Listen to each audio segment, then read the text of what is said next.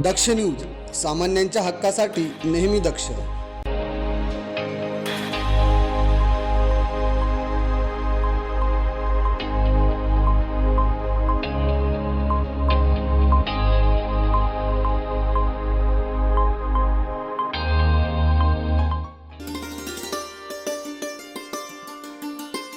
नाशिक महानगरपालिका सार्वत्रिक निवडणूक 2026च्या पार्श्वभूमीवर सर्व पक्षीय नेत्यांची प्रतिष्ठा पणाला लागली असून प्रचार रॅली, नागरिकांच्या भेटीगाठी तसेच शक्ती प्रदर्शनद्वारे निवडणुकीला वेगळं वळण आलं आहे.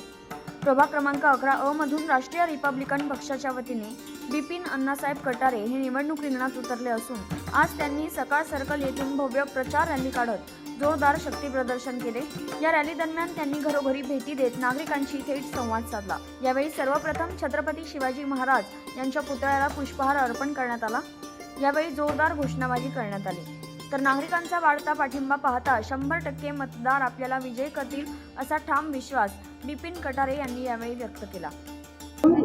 नाशिक महानगरपालिकेच्या सार्वत्रिक निवडणुकीमध्ये प्रभाग क्रमांक 11 मधून सर्वसामान्य जनतेचा उमेदवार, प्रभागातील समस्त जनतेने त्यांना पाठिंबा दर्शवलेला आहे ते बिपिन अण्णासाहेब कटारे हे रिक्षा हे निवडणूक चिन्ह घेऊन निवडणुकीच्या रिंगणात उतरलेले आहे. गेल्या 8-10 दिवसापासून संपूर्ण प्रभागामध्ये प्रचार अत्यंत वेगाने आणि जोमाने सुरू आहे. प्रभागामधील समस्त नागरिकांना या प्रभागामध्ये बदल हवा आहे आणि त्याकरता ज्येष्ठ नागरिक असतील, महिला असतील, युवती असतील, युवक असतील, या सगळ्यांनीच ही निवडणूक आपल्या हातात घेतलेली आहे आणि बिपिन कटारे यांना विजयासाठी सर्वांनी प्रयत्नाची पराकाष्ठा सुरू केलेली आहे. निश्चितपणे प्रभाग मधून बिपिन कटारे यांचा विजय प्राप्त होईल अशा प्रकारची मला आशा आहे.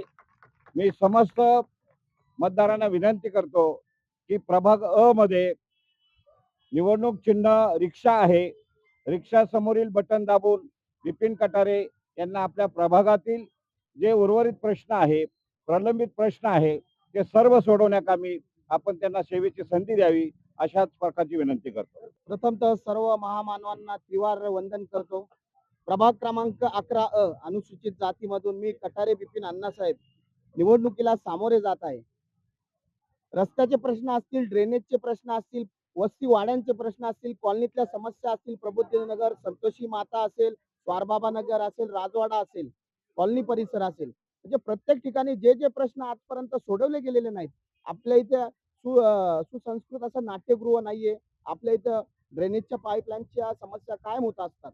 संतोषी माता, प्रबुद्धनगर, जे जे आपल्या वस्तीच्या वाड्यांच्या ज्या समस्या आहे, ड्रेनेज लाईन आहे, पाण्याच्या प्रॉब्लेम्स आहे, म्हणजे ज्या ज्या सुविधा आजपर्यंत मिळाल्या नाही त्यासाठी एक सुशिक्षित उमेदवार म्हणून आपण सर्वांनी आशीर्वाद द्यावा यासाठीच मी सर्व जनतेला सोबत घेऊन निवडणुकीसाठी रिंगणात उतरलो आहे.